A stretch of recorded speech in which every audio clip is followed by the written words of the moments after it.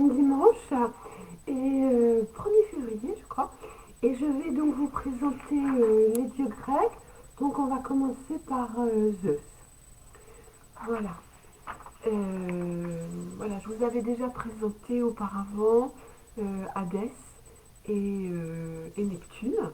Voilà, et donc il me reste donc Zeus, Apollon et Héphaïstos. Et bien sûr, il restera encore deux autres dieux, ou Arès et voilà. Alors, on va commencer. Donc, ce sont trois frères. Hein. Donc, Zeus, Arès sont trois frères.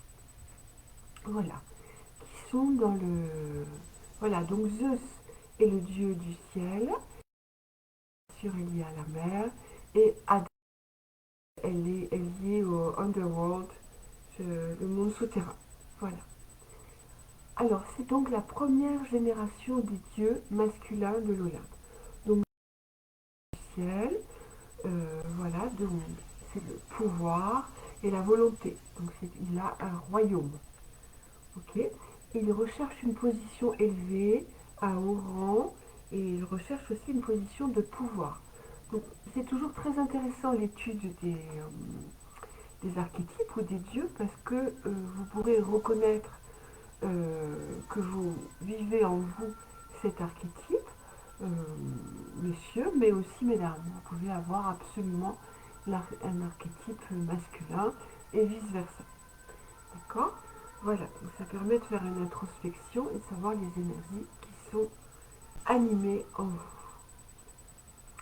Alors, il est au-dessus des autres et il va accomplir, il est au-dessus des autres pour accomplir notre volonté dans le monde, n'est-ce pas? Alors vous savez bien sûr que Zeus, c'est aussi Jupiter. Mhm. Alors en exemple, nous avons le roi Arthur, ou nous avons bien sûr l'empereur romain César.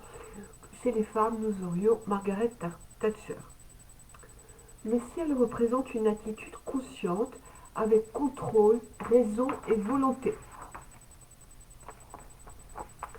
Ces symboles, pratique comme ça, ces symboles, c'est la foudre et l'aigle. Et son portrait, c'est un homme puissant, avec une barbe, assis sur un trône et un sceptre ou un éclair. Ses attributs sont la lumière, coco, sont la lumière et le pouvoir. Donc je parle de Zeus, pour ceux qui viennent d'arriver. Voilà, donc c'est intéressant pour vous de reconnaître Zeus. Comme ça, vous saurez comment l'approcher. Ou pas. Voilà. Après avoir renversé son père Chronos et les titans, il a une série de liaisons avec les déesses, les nymphes et aussi des mortels. Voilà, on va l'appeler comme ça. Hein. Alors, il y a plusieurs mariages qui se terminent avec Héra. Donc, vous avez par exemple, vous avez Métis, qui va devenir la mère d'Athéna. Voilà, Métis. Donc, il a une liaison avec Métis, qui va devenir la mère d'Athéna. Voilà, l'Athéna, la déesse de la sagesse. Il a une liaison avec Déméter, donc Zeus et Déméter, ça va donner Perséphone, vous savez, celle qui disparaît chez Hadès. Okay. Vous avez Thémis, voilà, là, qui est un titan. Et voilà, donc le lien de Zeus avec Thémis va nous donner les parcs, les trois parcs. Ok, vous avez Eurynome, qui, qui, qui est une déesse apparemment, je ne sais pas trop. Et donc leur union va donner les grâces. Ok, et vous avez Mnémosyne. Le lien avec de Zeus et de Mnémosyne, comme mnémotechnique, va donner les muses. Voilà, avec Leto, euh, une titanesque, je ne sais pas comment dire, ou une titane. Nous allons, donc avec Leto, c'est très important, euh, la, nous allons avoir Apollon et Artémis. C'est-à-dire qu'ils sont très proches l'un de l'autre, évidemment parce qu'ils sont frères jumeaux. Bon, c'est pas si compliqué que ça les dieux, mais c'est surtout très passionnant quand ça va réveiller vos énergies. Alors, Héra était la fille de Rhea et de Chronos. Et donc, Zeus était un coureur de jupons. ou comme on dirait en anglais, a philanderer. Je sais pas, il n'y a pas vraiment de traduction, un don Juan ou un coureur de jupons ou un philanderer pour traduire l'anglais. Et oui, parce que je continue, mon livre est parti, je continue à traduire de Jean Bolen, voilà, qui est psychanalyste, donc vous pouvez imaginer que c'est très en profondeur. Alors, il a eu 23 liaisons en tout. Donc, on recommence les progénitures avec Maya. Il a eu Hermès, voilà, le dieu messager. Avec Sémélé, il a eu Dionysos, le dieu de l'extase. Avec Dionée, une nymphe, il a eu Aphrodite. Voilà. Zeus et Ganymède, nous avons, qui est un homme, hein, ben, il fait feu de tout voir, c'est qu'à le dire, nous avons eu la constellation du Verseau. Alors, c'est le dieu est le premier à être généreux, protecteur, honnête avec ses fils et ses filles. Il n'avait pas décidé comme Cronos de les avaler. Voilà, ça change. Okay. Alors, son ombre, ben, bien sûr. Donc, il séduisait tout ce qui bouge. Et coucou Eric. Ah, ça va t'intéresser Eric. On va bientôt arriver chez toi. Quoique non, Hadès, ce sera... Je l'ai déjà donné, donc il faudra le revoir. Alors, il séduit Perséphone et ne la défend pas du tout euh, lors du rapt d'Hadès. Voilà, donc il est tout à fait conscient que Perséphone va être raptée par Hadès, mais vraiment il la laisse, il ferme les yeux, il la laisse partir. Voilà, chez Hadès. Alors, il n'est pas gentil avec son fils Héphaïstos, voilà, parce il l'a rejeté de l'Olympe. Voilà, donc on verra en long, large Héphaïstos. C'est vraiment un dieu que j'ai beaucoup aimé étudier. On pourra comprendre pourquoi. Et il déteste Arès. Voilà. Donc c'est absolument Zeus. Ben, tu sais, Eric, ça peut être l'empereur, hein, évidemment, hein, puisque c'est un empereur. Donc c'est l'archétype du roi, le château, la maison, la famille. Alors l'homme Zeus, il peut être... alors, vous pouvez être Zeus dans une partie de votre vie. Peut-être que vous n'êtes pas tout le temps Zeus. C'est pas si facile que ça. Alors, dans une partie de vie où vous êtes lié à la paternité, au business, donc vous étendez un empire, Florence, Coco, et voilà, ou du relationnel. Vous pouvez être Zeus en tant que patriarche. Voilà. Donc, c'est une nature autocratique à tempérer. Voilà, tout jeune, avec le partage et la justice. Donc il faut apprendre aux petits Zeus la justice et le partage. Voilà. Les jeux d'enfants sont construits. Alors quand il joue, il construit des routes, il dirige des régiments de soldats. Vous pourrez observer les enfants si voilà, s'ils sont comme ça. Et c'est toujours le leader. Et il est très absorbé dans ce qu'il fait. Voilà, il a une pragmatique mais non idéaliste. Quoique brillant, et ce n'est pas un intellectuel, c'est pas Apollon, hein. Il n'a pas d'introspection, ni de retour sur le passé ou émotion. Ce n'est pas non plus Dionysos ou Hadès. Alors lui, ce qu'il veut, Zeus, c'est acquérir de l'argent et du pouvoir. Et c'est un sacré stratège avec les femmes. Et je ne vais pas me relire. Voilà. Ah oui, quand il courtise, ses attraits essentiels sont donc l'argent et le pouvoir. Donc ça, c'est ce qu'il met en avant pour, voilà, comme Onassis par exemple, avec qui a courtisé, comment ça s'appelait déjà Kennedy, mais j'ai perdu. Enfin bon, vous allez me le retrouver. Ah, comment elle s'appelait bon, la veuve de Kennedy, vous avez compris. Euh, ah, ça m'en revient mais presque, non. Bon, il n'attend pas qu'une femme l'aime juste pour lui-même, il s'en fiche. Pas pour son âme, il est distant émotionnellement. Une femme qui recherche communication et intimité va être déçue avec Zeus. Si elle est comme Héra, et et lui son dieu, voilà, si elle est comme Héra, pardon, et lui Don Juan, elle souffrira de son attitude.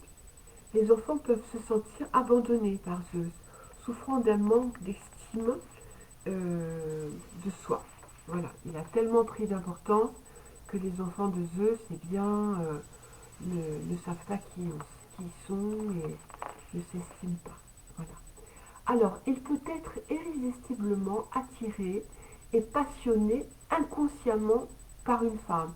Voilà, il faut imaginer que quelqu'un qui soit resté à la surface et qui n'a eu comme but que de buts matérialistes ou de pouvoir ou d'ego, bien sûr, il est complètement esbody, il est complètement étonné de rencontrer une femme avec des émotions. Voilà.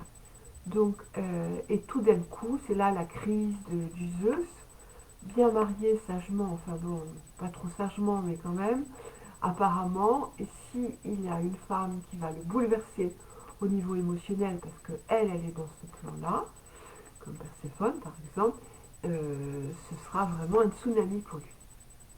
Alors donc il peut avoir des crises qui peuvent détruire le mariage. Donc il va y croire, hein, voilà, tout en apportant vie et réveil du cœur. C'est bien, mais voilà, ça va vraiment le dynamiter. Et il aura un besoin nouveau de s'ouvrir avec émotion. Il va dire avant toi je ne vivais pas, j'avais jamais rien senti de tel. Et voilà. Et si elle est une ingénue, elle va savoir tirer parti et faire tout basculer.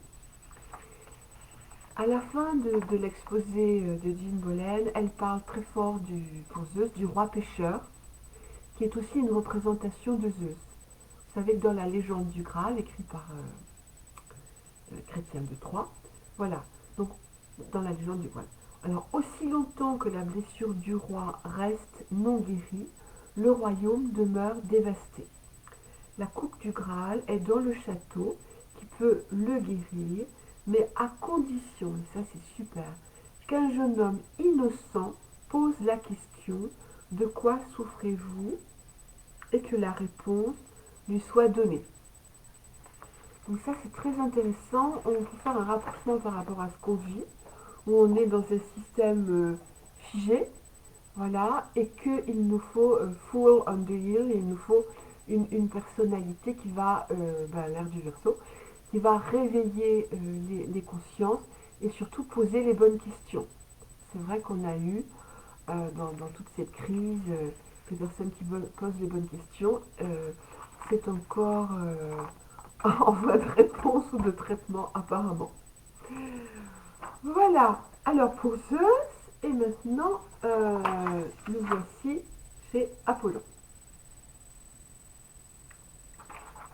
Alors, vous avez vu, je vous ai montré les photos, alors je ne les ai pas, j'aurais pu voilà, vous montrer, tant pis. Voilà, vous les regarderez sur la page, de toute façon vous connaissez. Donc Apollon, c'est le dieu du soleil, vous allez voir comme il est un but de lui-même, regardez-moi, c'est moi le plus beau. C'est aussi un archer, un législateur, un musicien, vous avez vu la lyre, voilà, et c'est le fils préféré. Il rayonne, c'est le fils, c'est le chouchou de Zeus. Pourquoi? Parce que tous les deux, ils sont au ciel en fait, hein. Voilà, Zeus représente le domaine céleste et Apollon aussi. Voilà, il est voilà, au-dessus des nues. Alors, c'est le royaume céleste de l'intelligence, de la volonté et de l'esprit. C'est le dieu des arts, de la musique, des prophéties. C'est ça qui est assez étonnant, paradoxal. Et du tir à l'arc. Son temple, c'est celui de Delphes. Vous avez lu ce qui est écrit au-dessus du temple de Delphes. Connais-toi toi-même et tu connaîtras l'univers et les dieux. Alors, sa naissance fut entourée du chant des cygnes, des oiseaux sacrés, tournant cette fois autour de Délos. Tournez pas. C'est le fils de Leto et de Zeus. Voilà. Le frère jumeau d'Artémis. Il est né sous un palmier le 7e jour du mois voilà, et à Délos. Artémis disparaissait dans la forêt et Apollon il est parti à sa naissance en Hyperborée. un lieu où il fait très bon, vous avez les pommes d'or, très beau. Donc il a, malgré tout, vous pouvez dire, bah, il est très beau, il est parfait. Eh ben non, il a des amours difficiles. Alors Daphné fut son premier amour, voilà, et là, elle a été changée en laurier, voilà, et depuis, il n'a pas pu concrétiser avec elle. Il a porté une couronne de laurier dans ses cheveux. Il était amoureux aussi de Cassandre, la fille du roi Priam. Et donc là, il n'a pas du tout été gentil. Si vous avez lu la guerre de Troie, voilà, de Marion Zimmer Bradley, c'est excellent ce roman. Il a initié Cassandre, qui était la fille du roi, la fille du roi Priam, pardon. Il a initié Cassandre à la prophétie et il l'a punie parce qu'elle a pas, elle lui a résisté. Ah bah oui, il faut pas faire ça à Dieu hein, quand même. Et comme elle lui a résisté, eh bien, il lui a dit, eh bien, tes prophéties, tu verras juste, mais on ne te croira pas. Donc elle a beau crier sous tous les toits que la ville de Troie va être assiégée, etc. Eh bien, si vous lisez Marianne Simard-Bradley, je vous remettrai le livre en post-it, voilà, et voilà, on l'a pas cru, je trouve ça très très triste d'avoir subi cette malédiction. Des fois je me demande si... non, non, mais bon, je dirais rien. Euh, voilà, bah, j'étais en train de l'écrire là, voilà. Et enfin, bon, voilà. Donc il ne tient pas sa promesse, il se venge et personne ne croira les prédictions qui pourtant sont justes et vont se vérifier. Je l'ai déjà écrit. C'est pas quelque chose qui me touche. Il est amoureux de Coronis, mais il va se venger de ses tromperies. Il va carrément tuer, il tue Coronis et donne son fils à élever à Chiron. Alors son fils, il va s'appeler Asclepius, le dieu de la guérison et de la médecine, quand on sait que Chiron est le grand guérisseur, mais aussi le guérisseur blessé. Ça c'est intéressant. Voilà, et il a été amoureux de Hyacinthe, euh, qui était un homme et qui a été tué par accident. Là, il n'a pas fait exprès, manque de chance. Voilà, bon, d'où les belles fleurs, les jacinthes. Alors, les prophéties.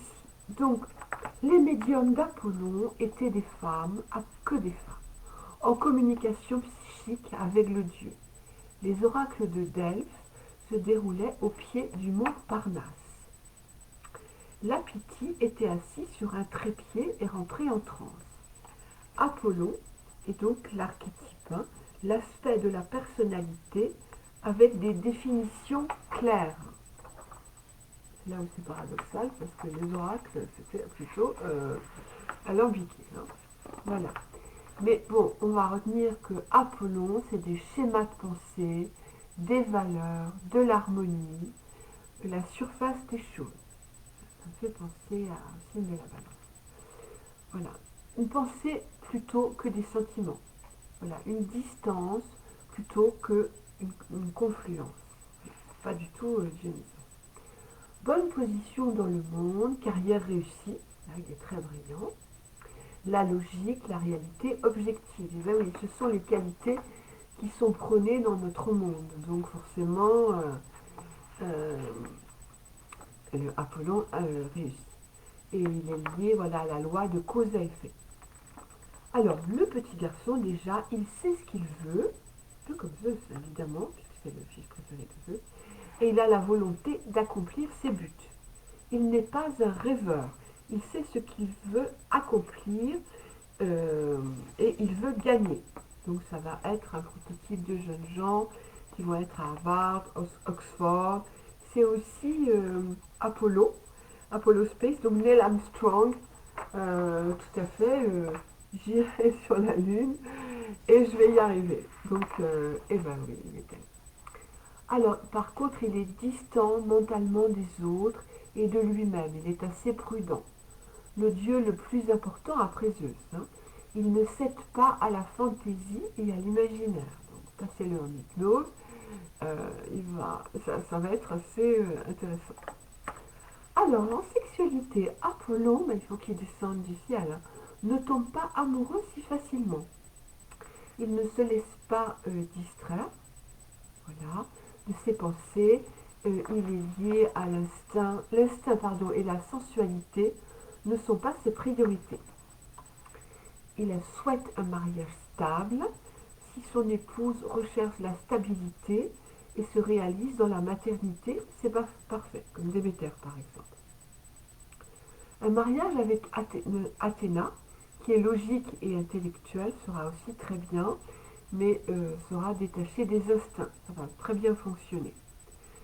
Alors, Apollon et un autre type de déesse sera difficile, comme Hestia, comme Perséphone, là c'est souvent, ou Aphrodite, difficile si celle-ci recherche plus une profondeur émotionnelle que la sécurité. Elle sera déçue si elle cherche spontanéité, profondeur, passion, communication profonde. Voilà. Il faut toujours cultiver tout ça. Hein.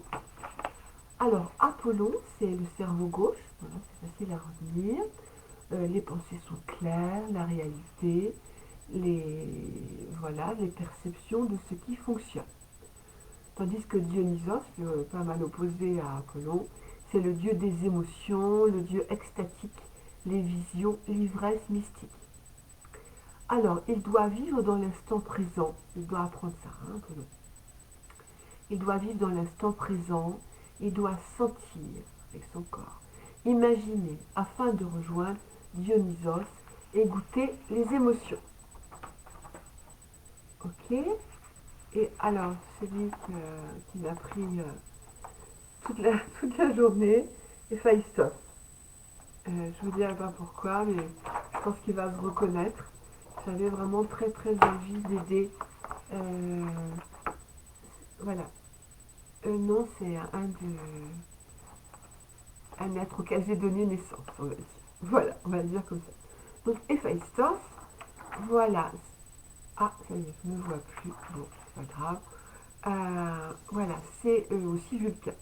Donc c'est le dieu de la forge, des artisans, l'inventeur et aussi le solitaire.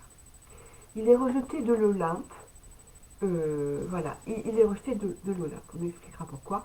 C'est le dieu du feu, souterrain. C'est un génie créatif. Ah bah écoutez, si je ne vois plus, peut-être le mieux. Ah oui, il est engendré en parthogénèse. C'est-à-dire que seule sa mère décrète que sa mère l'a conçu seule en fait. Hein. Et il va être rejeté à cause de son pied beau. Voilà. Donc Héra accouche d'Héphaïstos. Euh, elle a le sentiment, elle le vit comme quoi c'est elle qui l'a conçu. Chez les dieux, tout est possible, hein, chez les déesses aussi.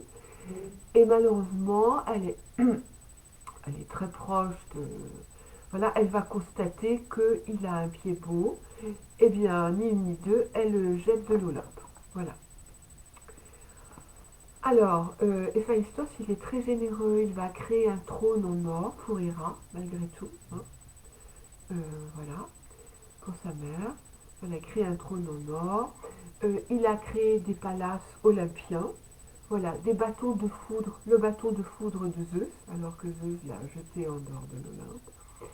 Son sceptre aussi. Le chariot ailé d'Apollon. On ne peut pas dire qu'ils s'aiment vraiment, mais vous savez, le soleil qui fait sa course, ben, c'est le chariot d'Apollon. Des flèches pour Apollon aussi et Artémis, ben oui, ben, mes frères et sœurs. Hein. Une faucille pour Déméter, hein, pour ses récoltes. Des armes à double tranchant pour Athéna. Voilà, une armure pour Achille. Et un collier de mariage pour Harmonia. Héphaïstos était le mari trahi d'Aphrodite. Et pour se venger, il a attrapé Aphrodite et Arès dans un filet. Il est en amour avec la déesse vierge Athéna. Athéna le repousse va le repousser sur le côté et la semence, voilà, qui s'est égarée, on va dire, crée, alors attention, hein, crée Erictonius, fils d'Athéna. L'archétype d'Héphaïstos euh, compense les lacunes psychiques par la création ou la fabrication. Donc voilà, donc il lui manque, euh, voilà, il a des lacunes psychiques, il lui manque des compréhensions en fait. Hein. Et donc il va se retirer, on va le voir en long, en large, en travers, dans son monde de création. La forge est le lieu de transformation, d'extériorisation de ce qu'il ressent intérieurement. Le feu de la forge est la passion non exprimée, voilà, qui va inspirer Héphaïstos. Donc c'est un artiste, un écrivain, un thérapeute, un inventeur, ou ça peut être aussi un fabricant et un industriel. James Hillman, donc, qui était un élève de Jung, a dit, ça c'est très intéressant, nos parents sont nos blessures, chacun porte une blessure d'un parent et a un parent blessé. Nos blessures peuvent devenir les pères et mères de notre destinée. Comme Adam et Ève, il est donc rejeté du mont Olympe et il doit travailler. Voilà, c'est le seul Dieu qui travaille d'ailleurs. Hein. On peut cultiver Héphaïstos parce que c'est vraiment un soin pour des gens qui sont trop extérieurs et besoin de se concentrer. La dépression aussi. Cultiver Héphaïstos, ça veut dire être absorbé dans un travail créatif.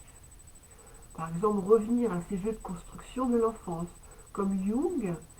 Quand il a été, suite à une rupture avec Freud, il est revenu à ses jeux de construction. Quand il avait 11 ans, il avait des pierres, il faisait des villages entiers. Il était complètement absorbé par cette énergie. Et suite à la rupture fracassante pour lui avec Freud, il a libéré ainsi un torrent de fantaisie et d'imagination qu'il a soigneusement noté par la suite. Si vous lisez l'autobiographie de Jung, c'est absolument, ça défie voilà, tous les livres New Age en imagination et en perception et en vision.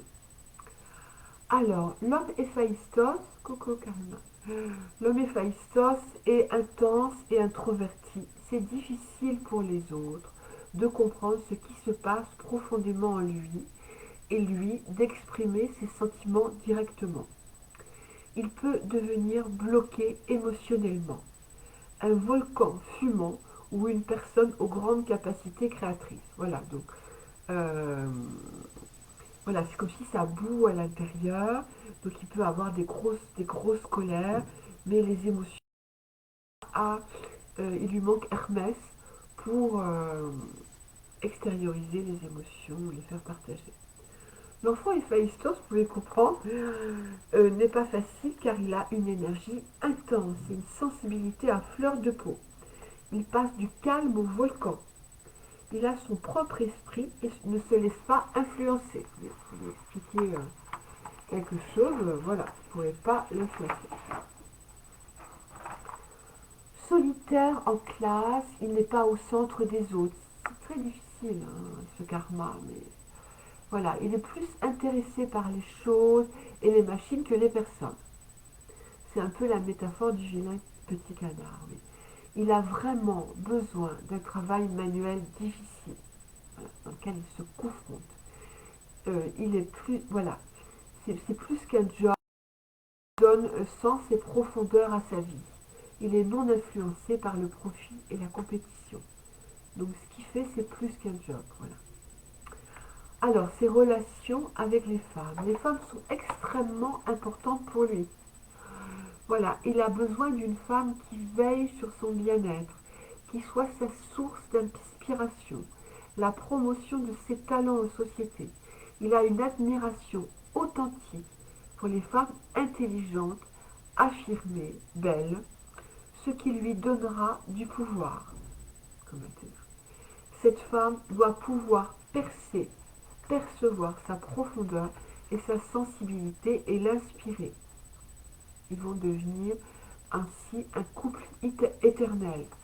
Si elle a eu de la patience avec lui, s'il a pu s'exprimer, voilà, comme Andrew Wyatt et Elga, voilà. Donc elle devient son modèle. Et en même temps, elle le guide. Alors, et elle va le promouvoir, elle va être aussi son public, son mentor et son public relation. Alors, il a besoin de rejoindre d'autres archétypes. Voilà. Mais en fait, on est rarement un seul archétype. Voilà, on a besoin d'autres facultés.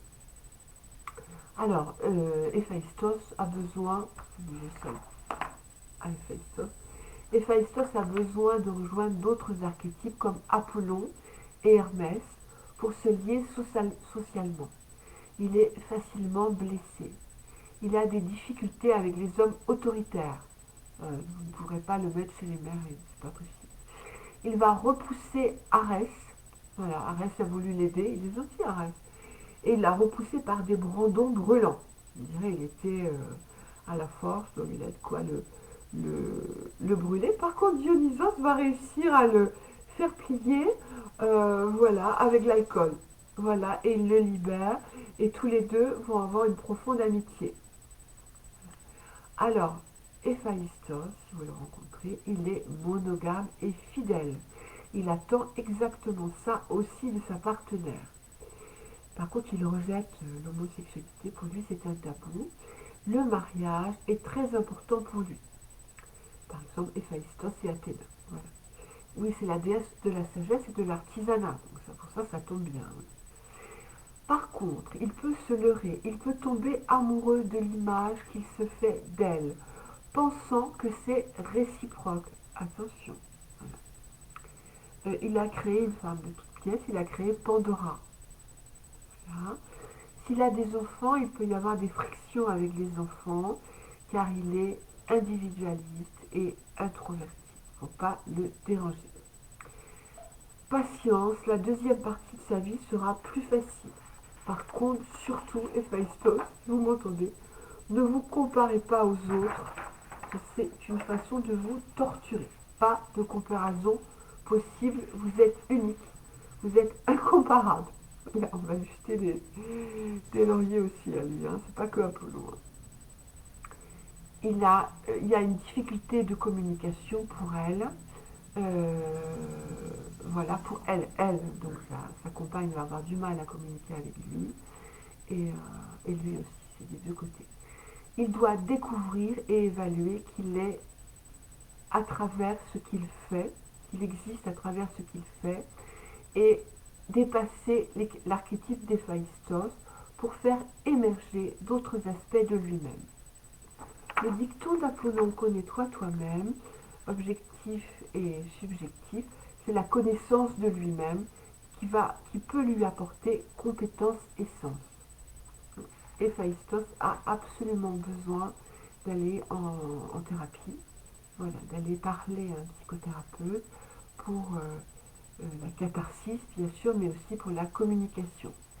Il a besoin d'un véritable dialogue qui va éviter mauvaise compréhension, malentendu, et pour lui, aller vers l'objectivité, c'est très important. Alors, que lui apportent ses frères, par exemple hein. Voilà, Apollon va lui apporter des perspectives, des objectifs. Il va voir clair avec Apollon. Hermès va lui apprendre à communiquer. Athéna va lui enseigner une pensée stratégique. Ça. Et Zeus, s'il veut bien, va lui donner de l'ambition. Voilà. Et ainsi, il va dépasser l'adversité, l'humiliation et les blocages. Voilà, donc je vous remercie de votre attention. Je vais déposer en commentaire. Euh, ah bah tiens, mais voilà. Je vais déposer en commentaire. Donc j'ai fait un jeu. Vous voyez, bah, puisque vous me voyez, c'est parfait. Voilà, j'ai fait un jeu, vous voyez, avec des petits papiers, voilà, qui correspondent à ce que vous êtes. Voilà, par exemple, Perséphone. Voilà, voilà. Et donc, je vais pouvoir tirer les dieux. et les déesses et savoir quel dieu et quelle déesse vous êtes et quel dieu et quelle déesse il vous faut. Je vous remercie beaucoup de votre attention. J'espère que ça a été parce que j'ai fait un jaune aujourd'hui. Mais ça va, je suis un peu dans les... Eh ben, je suis là-haut, dans l'Olympe. Voilà, au Parnasse. Je vous embrasse fort.